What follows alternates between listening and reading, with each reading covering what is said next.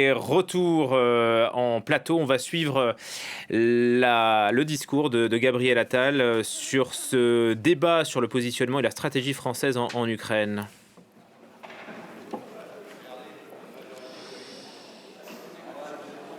Allez, s'il vous plaît.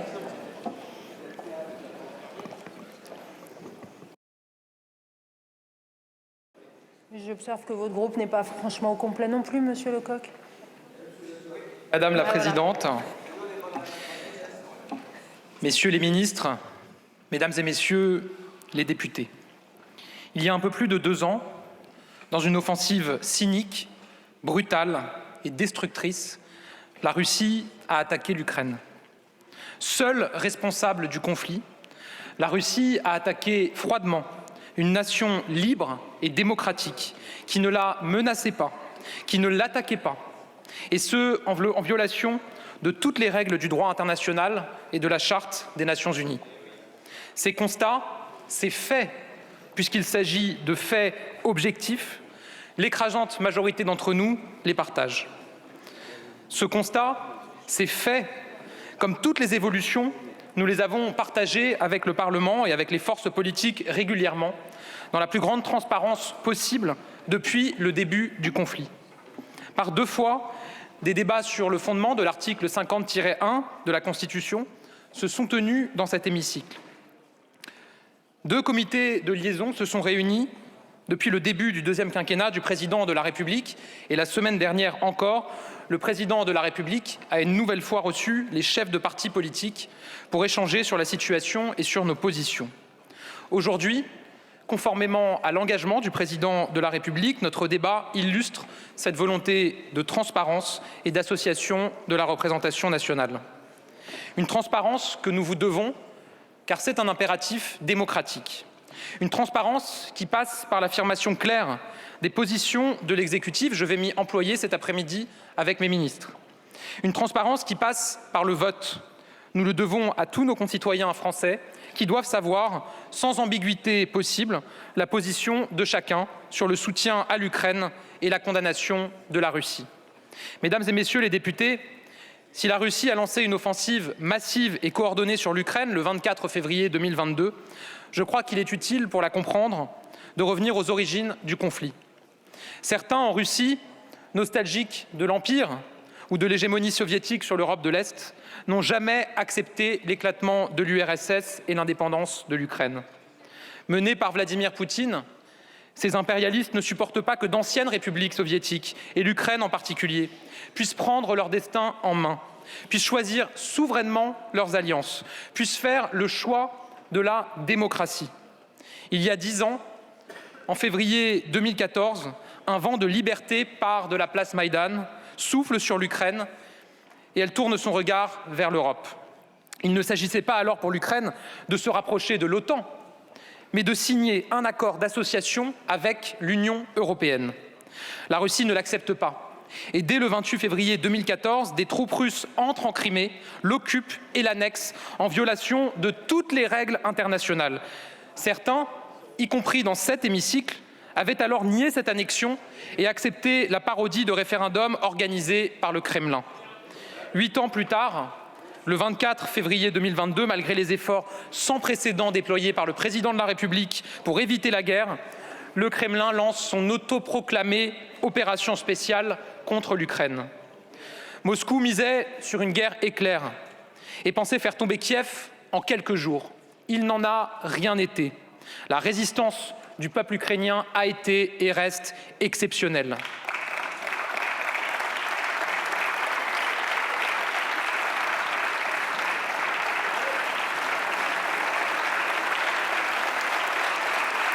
J'en profite pour vous indiquer qu'il y a notamment l'ambassadeur d'Ukraine qui assiste à nos débats cet après-midi.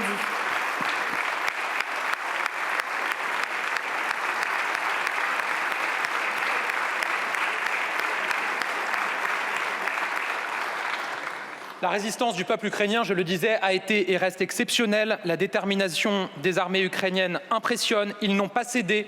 Ils se sont battus et se battent pour chaque village, pour chaque maison, pour chaque mètre de leur territoire. Ils ont refusé de céder à la loi du plus fort, refusé de plier face à la brutalité et au cynisme. Avec vous tous, je l'espère, je veux leur rendre hommage. Avec vous, je veux rendre hommage au peuple ukrainien et à sa résistance exceptionnelle depuis plus de 2 ans contre l'agresseur russe.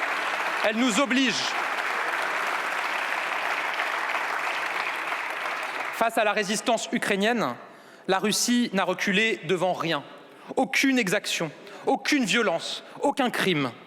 Depuis 2 ans, les civils ukrainiens sont ciblés par des frappes russes. Encore ces dernières semaines, à Kiev ou à Kharkiv, des drones et des bombardements russes ciblent délibérément des quartiers résidentiels, tuent familles et enfants, sans état d'âme et sans distinction. La liste des exemples est longue, elle est glaçante. Et il y a 10 jours encore, c'est à Odessa qu'un drone russe a frappé un immeuble, faisant 12 morts et parmi eux 5 enfants.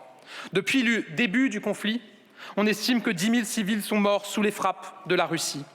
Depuis 2 ans, la Russie pratique une politique de la terre brûlée qu'elle avait étrenée précédemment en Syrie et en Tchétchénie. Des quartiers et des villes entières sont rasés. Mariupol, Marinka, entièrement rasés en mars 2023 et aujourd'hui Bakhmout ou Avdiivka. Depuis 2 ans, les découvertes macabres se sont multipliées. À Boutcha, à Izium, des massacres innommables se sont tenus.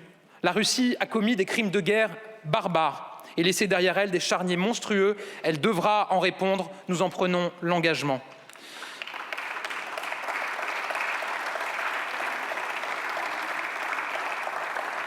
Depuis 2 ans, les exactions insoutenables se multiplient. Des exactions qui visent les plus jeunes. Et l'on sait que plusieurs milliers d'enfants ukrainiens ont été enlevés et conduits dans des camps militaires pour, je cite, les rééduquer. Je vous l'ai dit, en Ukraine, la Russie a franchi toutes les limites. Pas une horreur ne l'arrête, pas un massacre ne la rebute. Mesdames et messieurs les députés, Vladimir Poutine a attaqué l'Ukraine, mais c'est bien plus largement à toutes nos valeurs qu'il a déclaré la guerre. Par cette attaque, il a voulu changer l'ordre du monde pour imposer sa loi, pour imposer la loi du plus fort, où n'importe quelle puissance en quête d'affirmation pourrait soumettre une nation libre, soit par le chantage, soit par les armes. Par cette attaque, le Kremlin a voulu ébranler nos valeurs, montrer la faiblesse des démocraties. Ne nous y trompons pas. C'est bien la liberté et le pluralisme qu'il remet en cause. C'est bien nos modes de vie et nos valeurs qu'il agresse et qu'il veut faire tomber. Pour nous, tourner le dos à l'Ukraine, ce serait tourner le dos à nos valeurs. Ce serait trahir la confiance de nos alliés et faire acte de faiblesse. Ce ne serait certainement pas la paix, mais la porte, au contraire, la porte ouverte à de nouveaux conflits, de nouvelles blessures et de nouvelles guerres.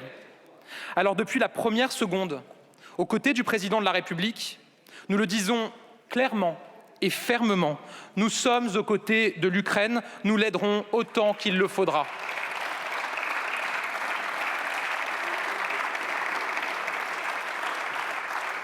En lançant cette offensive, Vladimir Poutine pensait diviser l'Europe. Il avait tort.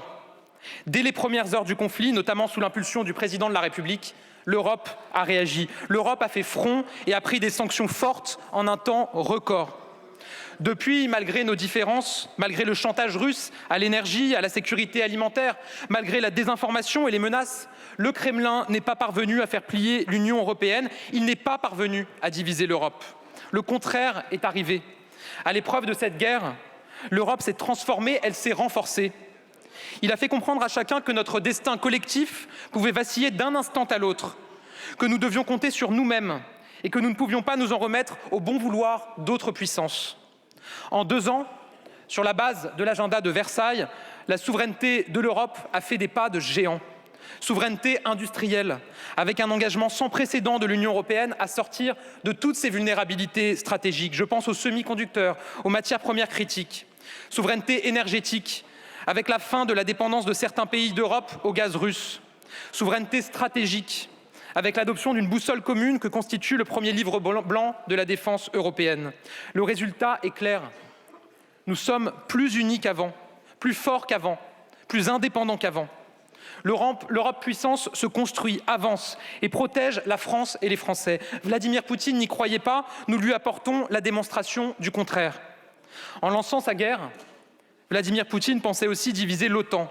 Une fois de plus, il avait tort. L'OTAN s'est renforcée. Et des pays dont l'adhésion était impensable il y a 2 ans encore, la Suède et la Finlande, ont aujourd'hui rejoint l'Alliance. Mesdames et messieurs les députés, sous l'impulsion du président de la République, nous avons apporté un soutien massif, infaillible et déterminé à l'Ukraine. Un soutien politique d'abord. La France est depuis les premiers jours aux avant-postes de la communauté internationale pour organiser et mobiliser le soutien à l'Ukraine. Elle se tient à l'écoute de son allié et de ses demandes, et nous tentons d'y répondre au mieux. Ces dernières semaines encore, c'est d'ailleurs à Paris et à l'initiative du président de la République que s'est tenue une conférence de soutien à l'Ukraine qui a réuni 27 chefs d'État et de gouvernement ou leurs représentants. Notre soutien est humanitaire ensuite. Le ministre de l'Europe et des Affaires étrangères aura l'occasion d'y revenir plus en détail. Nous avons fourni plus de 210 tonnes de matériel et de médicaments, mené plus de 50 opérations d'urgence, répondant aux priorités fixées par Kiev, envois médicaux et évacuations sanitaires, appui à la sécurité civile ukrainienne, envoi de semences agricoles et de produits alimentaires. Sous la coordination de la cellule interministérielle de crise, nous avons pu accueillir en France 100 000 réfugiés ukrainiens et scolariser près de 18 000 enfants.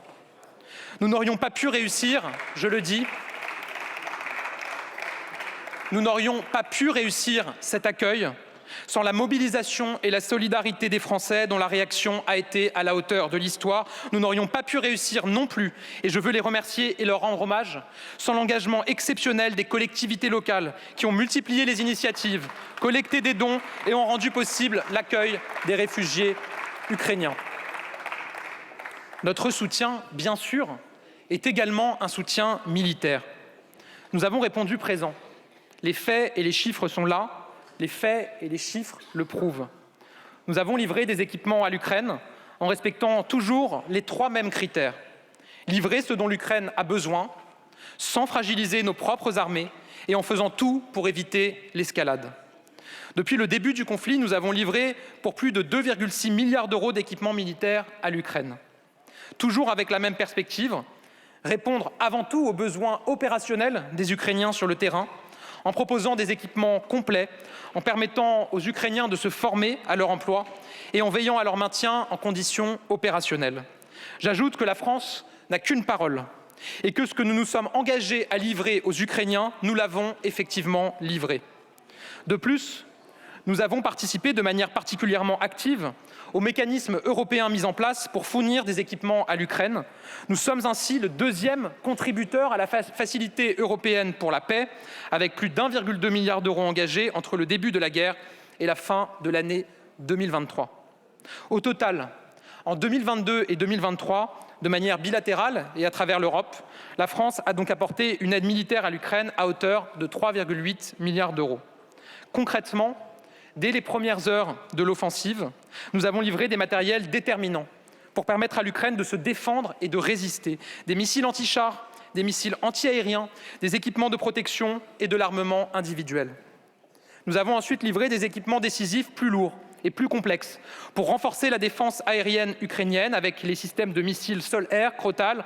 Nous avons aussi contribué à renforcer son artillerie avec des canons César et des lance-roquettes unitaires. Nous avons fourni aussi les armements à l'Ukraine pour reprendre les territoires perdus, comme des VAB, des blindés légers, comme les missiles Scalp, déterminants pour des frappes dans la profondeur. Nous allons poursuivre ces livraisons, qui sont indispensables à l'Ukraine. Le président de la République a demandé aux industriels d'accélérer leur passage dans une économie de guerre et d'augmenter leur capacité à produire. Dans les prochains mois, nous livrerons à l'Ukraine 150 drones, 100 munitions téléopérées et 6 canons César, et 12 autres seront financés par la France. Nous produirons jusqu'à 3000 obus par mois au profit de l'Ukraine. Nous allons livrer près de 600 bombes à 2 SM, à raison d'une 50aine par mois, ainsi qu'une 40aine de missiles Scalp. Enfin, comme l'a confirmé le président de la République lors de sa visite en République tchèque, la France participera au financement de l'achat d'obus en masse proposé par nos alliés tchèques. Je veux enfin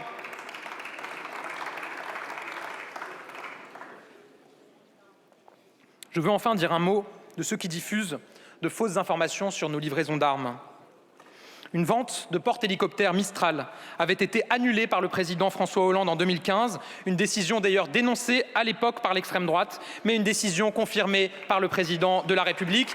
Dire l'inverse, c'est un mensonge éhonté, c'est de la désinformation, c'est une diversion grossière qui en dit long sur les intentions de ses auteurs. Mesdames et messieurs les députés, j'ai évoqué notre soutien politique, humanitaire et militaire, mais notre soutien s'est également incarné au niveau européen. Je le disais, la réaction de l'Europe a été immédiate et puissante. Nous avons d'abord agi pour sanctionner la Russie. Nous en sommes à 13 paquets de sanctions, tous adoptés à l'unanimité des États, qui frappent l'économie russe au cœur et l'affaiblissent de manière profonde et structurelle. Nous avons dans le même temps décidé d'actions fortes pour soutenir l'Ukraine. Une aide qui concerne tous les domaines, protection temporaire octroyée aux réfugiés ukrainiens, aide économique, aide humanitaire, aide militaire. Ce sont au total plus de 85 milliards d'euros d'aide que les 27 ont apporté à l'Ukraine jusqu'à présent. Ce soutien, je veux le dire, il se poursuit résolument. Le mois dernier, le Conseil européen a décidé d'une nouvelle aide pour l'Ukraine à hauteur de 50 milliards d'euros, une aide essentielle qui permettra au pays de tenir pour son fonctionnement quotidien, mais aussi de mener les investissements et les réformes nécessaires pour son redressement. Nous voulons également aller plus loin dans le soutien militaire de l'Union à l'Ukraine. En acceptant de livrer des armes, l'Europe a procédé à une véritable révolution copernicienne. Jamais nous n'aurions pu l'envisager il y a quelques années. Et les ennemis de l'Europe comptaient là-dessus. Ils y voyaient une preuve de son impuissance. Les choses ont changé. Et grâce à la Facilité européenne pour la paix, ce sont d'ores et déjà pour 7,1 milliards d'euros d'armement qui ont été engagés pour l'Ukraine. Nous voulons maintenant franchir une nouvelle étape, réformer cet instrument pour en faire un véritable outil de production militaire européen. C'est l'objet des négociations en cours qui doivent aboutir à l'occasion du Conseil européen des 21 et 22 mars prochains. Enfin, le soutien à l'Ukraine, c'est reconnaître qu'elle se bat tous les jours pour nos valeurs et qu'elle fait partie de la famille européenne.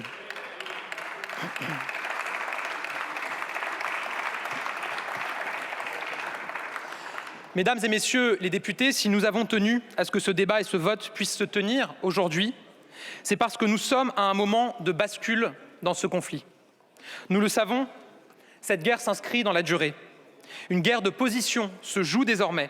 Et pour la Russie, le temps est désormais un allié. Elle compte sur la lassitude des alliés de l'Ukraine. Elle compte sur des échéances électorales prochaines aux États-Unis comme en Europe. Elle compte sur l'efficacité au long terme de son travail de sape et de désinformation. Dans le même temps, la Russie durcit sa position. Elle la durcit sur son territoire national, en renforçant plus encore la chape de plomb qui pèse sur la société russe. Alors que nous sommes à quelques jours de l'élection présidentielle en Russie, si je peux parler d'élection, je voudrais avoir ici une pensée pour Alexeï Navalny.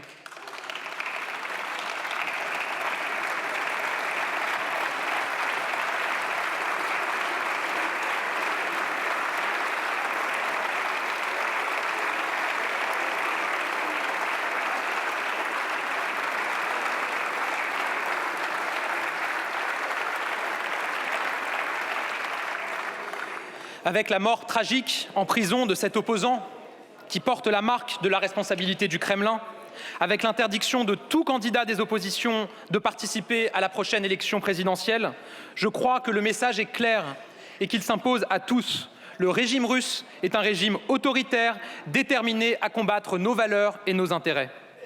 Sur le terrain, en Ukraine, la Russie durcit également sa position, multipliant ses attaques et les exactions. Parce que les forces russes ont repris la ville d'Avdiivka à un coût exorbitant pour elles, elles veulent faire croire qu'elles ont repris l'initiative. La Russie durcit également sa position en devenant un acteur méthodique de la déstabilisation du monde. En Syrie, dans le Caucase, en Asie centrale ou en Afrique, notamment grâce à ses faunés et ses mercenaires, nous ne l'avons que trop vu au Sahel. Elle durcit aussi ses attaques dans le champ de l'information, n'hésitant pas à propager des fausses nouvelles, à tenter de diviser les peuples. La France n'y fait pas exception. Elle est une cible de choix pour la Russie. qui n'hésite pas à intervenir dans notre pays pour tenter de semer la discorde. La Russie durcit sa position dans le cyberespace en multipliant les cyberattaques. Elle durcit sa position en se lançant dans une militarisation de l'espace pouvant mettre en danger nos satellites en dépit de toutes les règles et de toutes les conventions internationales. Nous sommes donc dans un moment décisif. La Russie est une menace, non seulement pour l'Ukraine, mais aussi directement pour nous, pour l'Europe, pour la France, pour le peuple français. Face à une puissance impérialiste, révisionniste, qui menace et qui ne croit qu'à la force, il n'y a pas de raccourci. Il n'y a que la détermination politique et la posture stratégique qui comptent pour la tenir en respect. Et la première ligne de défense, c'est en Ukraine qu'elle se situe. Le reste, ce sont des mots. Les mots légers de ceux qui ne veulent pas voir leurs responsabilités et croient que les choses rentreront dans l'ordre toutes seules, sans effort. Les mots coupables de ceux qu'aveuglent des affinités anciennes avec une Russie agressive et régressive. Je le répète, la Russie ne peut ni ne doit gagner. Que voudrait dire concrètement pour les Français une victoire de la Russie? Je ne parle pas ici seulement d'arguments moraux, de l'abandon d'une démocratie, de la trahison de nos valeurs. Je parle de conséquences concrètes qui pèseraient sur la vie des Français. Une victoire de la Russie, je le dis clairement, c'est la fin d'un ordre international fondé sur le droit et un blanc-seing donné à toutes les puissances animées d'instincts révisionnistes.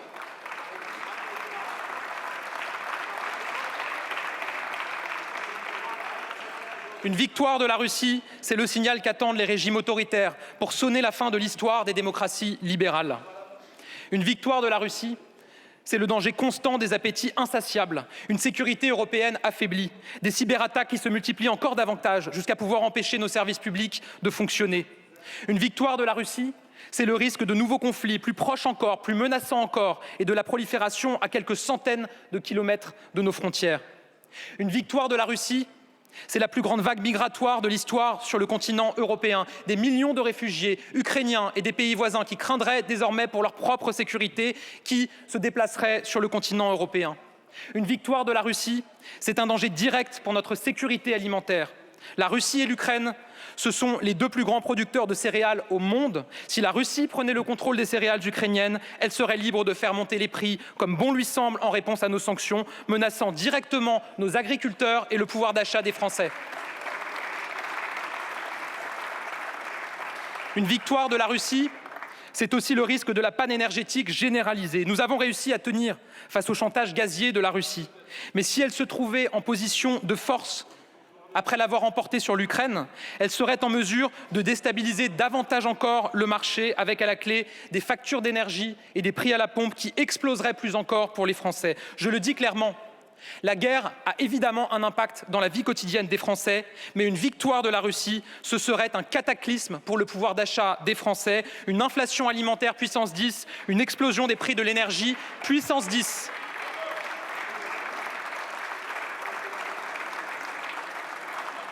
La liste est encore longue. Je pourrais continuer longtemps à énumérer un à un les risques concrets, tangibles, directs d'une victoire de la Russie pour la vie quotidienne des Français. Dans un monde où la Russie gagnerait, les Français vivraient moins bien avec des aliments plus chers, de l'énergie plus coûteuse, une insécurité croissante. À nouveau, évidemment que cette guerre a un coût dans la vie quotidienne, mais ce coût serait décuplé sans commune mesure si la Russie l'emportait sur l'Ukraine. Le succès de l'Ukraine, c'est aussi l'intérêt des Français. Alors, mesdames et messieurs les députés, nous devons réagir. C'est pourquoi le président de la République a appelé ces dernières semaines à un sursaut collectif pour aider l'Ukraine et pour éviter le scénario du pire. La Russie ne peut ni ne doit gagner la guerre. Alors, dans un esprit de lucidité, en veillant à refuser toute escalade, nous prenons nos responsabilités. C'est le sens de l'accord de sécurité conclu entre le président de la République et le président Zelensky à Paris le 16 février dernier. Cet accord bilatéral, sur lequel nous vous demandons de vous prononcer, ce sont des engagements mutuels entre la France et l'Ukraine. C'est bien sur cela que vous vous prononcerez aujourd'hui. C'est d'abord un engagement politique très fort de la France à renforcer structurellement et sur le long terme les capacités de l'Ukraine sur tous les plans militaires, économiques, également pour la reconstruction du pays. L'objectif, c'est d'accroître la capacité de l'Ukraine à résister, accroître sa capacité de résilience et décourager tout acte d'agression à l'avenir. Cet accord, il fait suite aux engagements pris par les pays du G7 dans une déclaration adoptée le 12 juillet 2023 en marge du sommet de l'OTAN de Vilnius. Il s'inscrit donc dans une logique collective. En plus des pays du G7, 25 pays ont adhéré à cette démarche. Avec la France, ce sont déjà 7 pays qui ont conclu des accords similaires, l'Allemagne, le Royaume-Uni, le Canada, l'Italie, les Pays-Bas et le Danemark. C'est donc bien sur un élan de solidarité internationale que nous vous demandons de vous prononcer. Quel est l'engagement des pays signataires d'un accord de ce type? En cas de nouvelle agression russe contre l'Ukraine, il s'agit de lui fournir une assistance rapide, notamment en matière de sécurité, d'équipement militaire et d'assistance économique. En matière d'aide militaire, cet accord prévoit pour l'année 2024 jusqu'à 3 milliards d'euros de soutien militaire additionnel. C'est pratiquement 1,5 fois que ce que nous avons fourni en 2023 et près de 2 fois plus qu'en 2022. Par votre vote, nous vous demanderons d'affirmer que la France est un partenaire militaire fiable de l'Ukraine. Un partenaire capable de créer l'initiative, je pense notamment à la livraison de chars légers. Un partenaire capable de livrer des capacités qui font la différence sur le terrain. Je pense notamment à nos canons César ou aux missiles longue portée Scalp. En contrepartie de ces engagements financiers importants, l'Ukraine s'engage pour sa part à poursuivre sa trajectoire ambitieuse de réforme.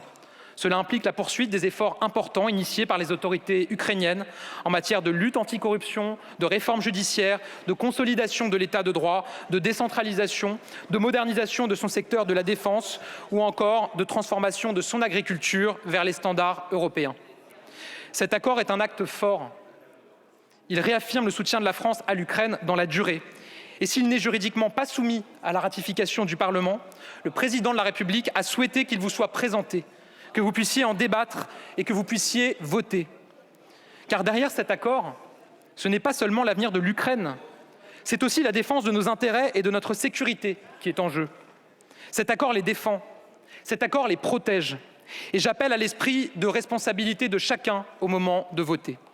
Mesdames et messieurs les députés, au-delà de cet accord qui fera l'objet de votre vote, la France prend ses responsabilités aussi en mobilisant la communauté internationale. Lors de la réunion qui s'est tenue à Paris le 26 février avec les chefs d'État, de gouvernement, des 27 États et de leurs représentants, de nouveaux engagements ont été pris.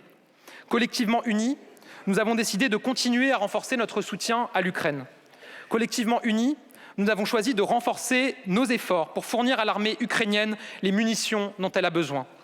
Collectivement unis, nous avons décidé de renforcer la défense antiaérienne et les capacités de frappe dans la profondeur des forces ukrainiennes. Une 9e coalition internationale sera créée en ce sens. Enfin, de nouveaux axes d'efforts ont été identifiés et proposés, sur lesquels chacun pourra s'engager comme il le souhaite et autant qu'il le souhaite. Il s'agit de renforcer la défense cyber et les capacités de déminage ukrainiennes, d'être en mesure de coproduire l'armement en Ukraine, d'assurer la défense des pays directement menacés par l'offensive russe, comme la Moldavie, et d'être en capacité de soutenir l'Ukraine pour qu'elle puisse continuer de sécuriser sa frontière avec la Biélorussie. Ces engagements ont porté leurs fruits.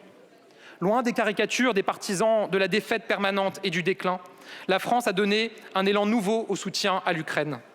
Lors de la conférence ministérielle de suivi organisée la semaine dernière sous l'égide du ministre de l'Europe et des Affaires étrangères et du ministre des Armées, des dizaines d'États partenaires ont accepté de se saisir de nos réflexions, de s'engager et même de prendre la tête de travaux sur certains chantiers. Grâce à la volonté du président de la République, à l'engagement de mon gouvernement, la France est à l'initiative. Elle est moteur. Nos travaux ont poussé nos partenaires à se poser les bonnes questions, à prendre la mesure de la menace, à avancer ensemble. Nous avons posé toutes les options sur la table sans logique d'escalade, mais sans faux semblants. Cela a permis un électrochoc salutaire, a donné un coup d'accélérateur à la réaction internationale. Nous avons assumé notre rôle. Les travaux sont lancés. Nous proposons et nos partenaires sont libres de participer, d'avancer et de contribuer. Enfin, je veux le dire clairement ici, dans un moment aussi grave, dans une situation aussi complexe, il n'y a pas de place pour l'instrumentalisation. Le message du président de la République a été très clair. Nous n'abandonnerons pas l'Ukraine et nous n'excluons par principe aucune option. Nous nous inscrivons dans un cadre réfléchi, pour réaffirmer notre soutien à l'Ukraine, mais sans faire la guerre à la Russie et en refusant toute logique d'escalade. Nous ne nous fixons pas de limites face à une Russie qui, elle, n'en fixe aucune. Nous continuerons, comme nous le faisons depuis le début du conflit, à faire évoluer notre soutien, à l'adapter aux besoins des Ukrainiens. En 2 ans, beaucoup d'évolutions que l'on croyait impensables ont eu lieu. La Suède et la Finlande qui rejoignent l'OTAN, impensable, et pourtant c'est fait. L'Europe, capable de prendre des sanctions fortes en quelques heures, impensable, et pourtant c'est fait. L'Europe qui se mobilise, qui fournit des armes, impensable, et pourtant c'est fait. Il y a une différence entre le soutien militaire et la co-belligérance. Nous pratiquons cette différence tous les jours avec nos partenaires et nos alliés. Une dynamique est en train de se lancer sur les chantiers ouverts à Paris afin de faire plus, mieux et si besoin différemment pour soutenir l'Ukraine dans la durée. Mesdames et messieurs les députés, ces propos sont fermes, je le sais. Mais je veux rappeler ici qu'aucun pays plus que la France n'a œuvré au dialogue avec la Russie, n'a œuvré pour ramener ses dirigeants à la raison. Que ce soit dans les négociations du format dit Normandie avec l'Allemagne dès 2014, sous l'égide du président François Hollande et repris par le président de la République. Que ce soit par toutes les initiatives françaises de ces dernières années, lors des rencontres entre le président de la République et le président Poutine, à Versailles, à Saint-Pétersbourg, à Osaka ou à Brégançon. Que ce soit dans l'organisation, à l'initiative du président de la République, de ce qui s'est avéré être la seule rencontre entre les présidents Zelensky et Poutine en décembre 2019, c'était en France, à l'Élysée. Que ce soit dans les mois, les semaines, les jours qui ont précédé l'éclatement du conflit, où le président de la République a tout tenté jusqu'à se rendre à Moscou pour éviter la guerre. À toutes les étapes, notre engagement pour l'Ukraine a été constant, en faveur de sa souveraineté et du respect de son intégrité territoriale, sans volonté d'ostraciser la Russie. C'est la raison pour laquelle la position de la France en faveur de la paix est inchangée. Notre objectif reste celui d'une solution négociée, qui respecte les droits de l'Ukraine et nos intérêts de sécurité. C'est la seule solution qui permette d'obtenir des garanties crédibles de la part de la Russie pour s'assurer qu'elle ne retournera à l'assaut ni de l'Ukraine, ni d'un autre pays européen. Mesdames et messieurs les députés, dans quelques instants, vous voterez. Vous voterez sur notre accord de sécurité bilatéral avec l'Ukraine. Vous voterez sur notre soutien à l'Ukraine. Vous voterez sur notre capacité à défendre nos intérêts et nos valeurs. C'est bien cela l'objet de ce vote, l'accord bilatéral de sécurité entre la France et l'Ukraine, comme 7 pays ont déjà conclu un accord bilatéral de sécurité. J'ai rappelé lesquels il y a un instant, 7 pays qui ont déjà conclu cet accord, et c'est sur cet accord que vous êtes amenés à vous prononcer. Au moment de ce vote, les Français nous regardent. Des Français qui s'inquiètent de la situation, des Français que la Russie menace, des Français qui tiennent à nos valeurs, à notre liberté, à notre démocratie et qui ont parfaitement compris quel danger les guettait si la Russie l'emportait. Évidemment, l'Ukraine nous regarde. Elle attend la confirmation et le signal de notre unité derrière elle. Nos partenaires nous regardent aussi. Ils ont répondu à notre appel, sont prêts à s'engager davantage pour l'Ukraine et attendent de nous de montrer l'exemple. Et je le dis, la Russie nous regarde aussi. Elle qui veut imposer la loi du plus fort, elle qui veut nous diviser, elle qui veut mettre à bas nos principes et nos valeurs. Alors ce vote est important.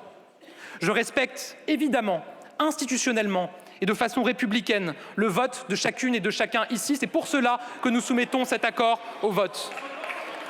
Mais je vais vous dire la conviction qui est la mienne. Je vous dis ma conviction. Voter contre, c'est remettre en cause le travail et les efforts accomplis par la France et ses alliés depuis 2 ans. Voter contre, c'est donner à Vladimir Poutine tous les arguments et un signal qu'il espère et qu'il attend. Voter contre, c'est affirmer que les règles internationales peuvent être bafouées sans conséquence ou réponse claire de notre part. Voter contre, c'est signifier à nos alliés que la France tourne le dos à son engagement et à son histoire. Je le dis également, s'abstenir, c'est fuir.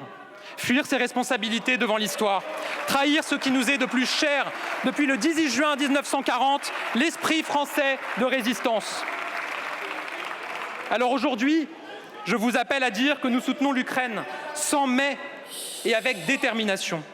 Si l'Ukraine perd, nous perdons nous aussi. Nous ne laisserons pas la Russie gagner. La France ne peut s'effacer devant ses responsabilités. Alors, Je le dis ici, en tant que Premier ministre de la France, au nom du gouvernement de la France, à la tribune de l'Assemblée nationale de la France. Je le dis au plus profond de mon cœur, qui résonne et qui bat pour la valeur de liberté des peuples. Je le dis du plus profond de mes tripes, qui se nouent autour de l'intérêt des Français. Slava Ukraini!